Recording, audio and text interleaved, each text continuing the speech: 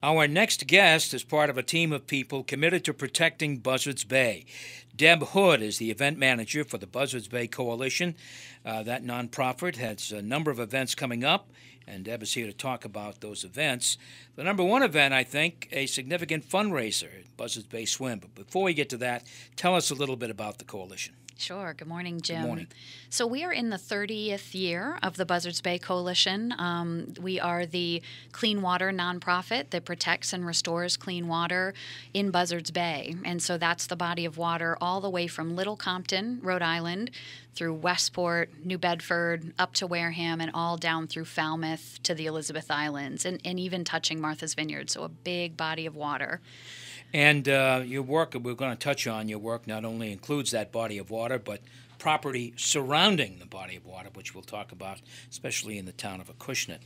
The big event here, I think, is the Buzzards Bay Swim, which I think is coming up in June. Is that correct? Absolutely, about 7 weeks out. And we, for our fundraisers for clean water, we don't hold black tie, fancy parties in ballrooms. We hold them outside and encourage people to get out, connect with the community, have a good time, and also raise funds the way it's called peer-to-peer fundraising, where someone swims and they get to swim from New Bedford to Fairhaven and raise pledges and money as they do it. So people might know that model from the Pan Mass or the MS rides. But this is a little different, I have to tell you. It's swimmers and kayakers gathering at the beach near the Edge restaurant in New Bedford South End. Right. And they make their way to Fort Phoenix and Fairhaven. Hopefully it's a sunny Saturday morning. Yeah. It's quite a sight to see, but I have to admit, Deb, 25 years ago or so, I never thought anyone would be swimming in that section of the bay. In a word, it was filthy. That's Big true. change now. Absolutely. The change has been tremendous, and we have swimmers that have been with us for 20 years. We're going on the 24th annual swim, and it is cleaned up tremendously out there. And that's we want to highlight that as a result of all the work of all the communities pitching in together to clean up that water. So it's a celebration of where we are, and also a reminder of how much we have left to do to keep cleaning up the bay. And New Bedford, perhaps was the number one polluter, not the only polluter, but the number one polluter in those days. But the secondary treatment plant really helped to curb some of that. Now we've got some other situations now with the offshore, not the offshore pipes, but I think you know what I'm talking about here. My age is showing, but there is still some pollution from the city, the rainwater. When those pipes overflow. Getting the raw sewage out of the bay was the key, as you noted, and so that was a huge win for the area. Today, the main threat, actually, it's not even toxic pollution as much as it is nitrogen pollution outside New Bedford and all over the bay, and so that is what we're focused on, is trying to reduce the nitrogen levels and inputs into the bay. Right. So that's generated by septic systems that are close to the bay. Yep. And maybe some that aren't so close, but that's still a real problem. And I know you run education programs, not only around in Greater New Bedford, on Cape Cod as well, to get people to think about this. Absolutely. All right.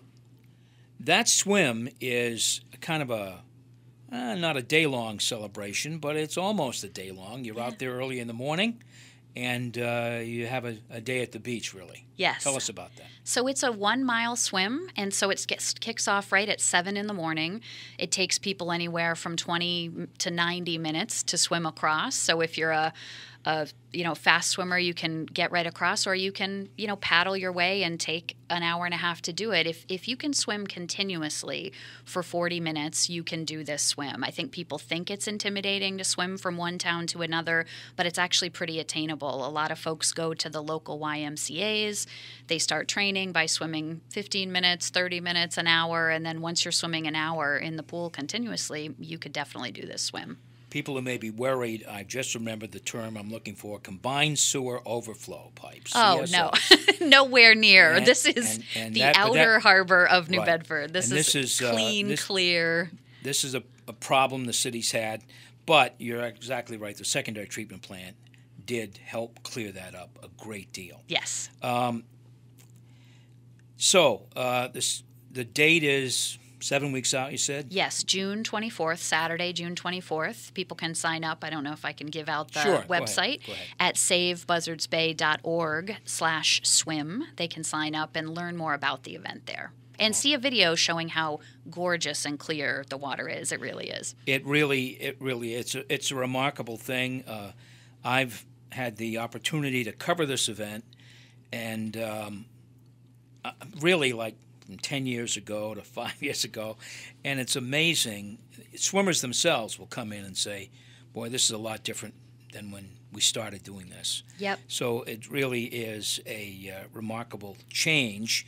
And a lot of people can take a bow for it, not only the coalition, but city officials and town officials who have done what they had to do, albeit it may have taken them a while, but they've done what they've had to do to clean the water, which is so very important. You're listening to Townsquare Sunday. I'm Jim Phillips. My guest is Deb Hood, the event manager for the Buzzards Bay Coalition. I have to tell you, I think the coalition has also done a great job of preserving green space at the former Acushnet Sawmill property, which is just a terrific place to walk and enjoy nature. And are there any changes or improvements you can tell us about at that property? Well, so as you know, that's a 19-acre site, that former industrial use that has been transformed into an urban park, and it's one of our most popular destinations. We have tons of land that's open to the public all around the bay, and that is sees some of the highest use of any of our lands. And as you said, there are trails and learning centers and signage, and we actually have a festival coming up there. It's our second annual Herring Festival on Saturday, May 21st. So if people want to come out, see it, and enjoy the celebration, we'll have learning tents with people from fisheries and music and activities for the kids, food. Can you guarantee we'll see herring? Well, I hope so. They're a little hard to catch sometimes. Yeah, I hear they're active right now. I hope they're still going to be active then. There is a run there, and it's absolutely special. Fingers crossed for the herring. Yes. Yeah, I would. I like that place. You've done a great job there. It's how now. I don't know if you can explain all the funding there, but the coalition gets some help. It gets a lot of help from volunteers. Yes. And a lot of help from gifts. The Acushnet Sawmill folks gifted that property. Tell me how that Yes, I don't know. There was a family that owned that property that worked with us, and I don't know the particulars of that deal, but you mentioned the P.J. Keating deal that just recently happened. Yes. And that was an additional 21 acres. And so that was held, by a private company who had great ideas of stewardship and what they could do. So they contacted us. A third party was involved to contribute funding, and it was put together that we were able to acquire 21 more acres along the Acushnet River. So what's going to happen there? The same thing as the Same sawmill thing. property? Over the next few years, the vision, our president, Mark Rasmussen, describes it as he wants that to be the front door to the Acushnet River. So we'll have additional trails and exhibits for the public to get in and enjoy. Why is it important to keep this green space around the river? Yeah, it's critical, and it's the watershed. So really any rain that comes down, any runoff that comes down, atmospheric nitrogen, anything like that has to be able to filter through the trees, through the marshlands, and clean the chemicals and the pollutants out before it comes out into the rivers, streams, and down into the bay. And so those watershed lands are critical to protect, also for habitat, for animals, and for people, for the humans to get out and enjoy. So there'll be another site. That's great. There'll be 40 acres. I think that brings the total to over 100, maybe 120 plus along the Acushnet River. Along the Acushnet River, Yep. right. And but those... Are you folks, you're directly involved in Acushnet Sawmill and also the Keating property? Yeah, Acushnet Sawmill belongs to us. And the Keating property. And the Keating does now, right. too, yep. And P.J. Keating, we can't credit them enough with their forethought in contacting us, and their vision for giving us that land was a tremendous asset. Look, people may not know this. They know you're working here in Greater New Bedford, but Cape Cod, you also have an office in Cape Cod. Yes. And you're working on situations there, and probably, in your case, working on events there. Yes, a third of our membership comes from Falmouth, actually. They're that whole, eastern border of Buzzards Bay, and we have an office in Woods Hole that's open seasonally, Memorial Day to Labor Day, and our bike ride event is called the Buzzards Bay Watershed Ride. That happens in October, and people can actually bike. The whole point of it is to bike the entire circumference of Buzzards Bay from this side all the way over to the Cape side, and that, again, is another fundraiser that raises money for our cause of clean water. Another event coming up is your annual meeting, which Right. is a wonderful event where you salute guardians of the Bay, some folks who've gone above and beyond to kind of protect Buzzards Bay. And they're not necessarily government officials. Could be private citizens, could be anybody. Yep. I know your lips are sealed. You can't tell us who's going to win awards this year, but it's a nice event, and really, I'm sure it's your way, the coalition's way of saying thank you. Yes, and it's open to the public. People are welcome to come if they'd like to learn more about us.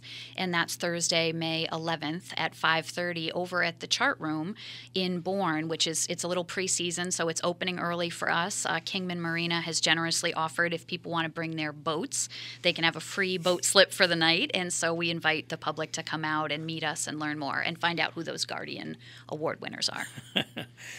So give us the rundown on the Buzzards Bay Swim one more time. Yes. How do we sign up? Where do we go? What do we do? Yep. So this is Saturday, June 24th, swimming from New Bedford near the Edge restaurant over to Fort Phoenix. And so there's the swim, but also a pancake breakfast that happens on the beach afterwards. Mike Mello from M&C Cafe cooks pancakes for us. On the beach, there's a steel drum band, awards, prizes, and people can sign up at savebuzzardsbay.org/swim. And they can also learn more there. And it really is true. If you can swim off your beach for 40, 50 minutes, you can do this swim, and it's a lot of fun. And the swimmers are donors as well. They're collecting pledges. Is Yep, that correct? absolutely. Each swimmer pledges to collect a minimum of $150, and some raise a lot more than that. I think our top swimmer raised $5,000 last year. So, but people can raise $150. You can get in the water, enjoy the day, enjoy the breakfast, and do your part for clean water. Okay, folks are going to say, well, gee, why are they collecting money? Where does this money go? Right. Tell us. It goes to all this work to protect the water, to protect these lands. In the history of the coalition, we've permanently protected over 8,000 acres of land. We have 150 citizen scientists throughout the bay that test the water every summer and keep track of the pollution levels. We also do have these education components. We have our learning center in New Bedford, Woods Hole, and a new one opening in Onset. So their money goes directly to support clean water. And they're basically for young people, those learning centers. Young people and people of all ages. So absolutely want to learn about the Bay and what they can do to help the health of And those programs, they're run on a fairly regular basis, or just summertime, or what? Yeah, all kinds of things. So our new center in Onset we'll start with some limited sailing lessons there this year, and then a full-fledged center that'll be renovated and open, hopefully for summer of 2018. And the center in New Bedford, in Acushnet, at the Acushnet Sawmill site? Yep, that we have programming there on Saturdays for the public, but the best way if people want to come out to that herring festival on May 21st, they can see it firsthand and meet a lot of us and learn more about what we do. What's the hours for the herring festival? That is 11 to 4. Great. All right, that's great news. Really, Deb, thank you for coming in and telling us about all these events that the Buzzards Bay Coalition is involved in. A pleasure to have you here. And really, to you and the rest of the staff and the volunteers at the Buzzards Bay Coalition, really keep up the great work. You're doing important work out there. Thank you, sir. I think we have the Bay. We've had it with us for hundreds of years. We, at one point in our collective lives, we probably didn't respect it as much as we should, and now we are. And that's thanks in part to the work of the coalition. Well, thanks for having us in. All right.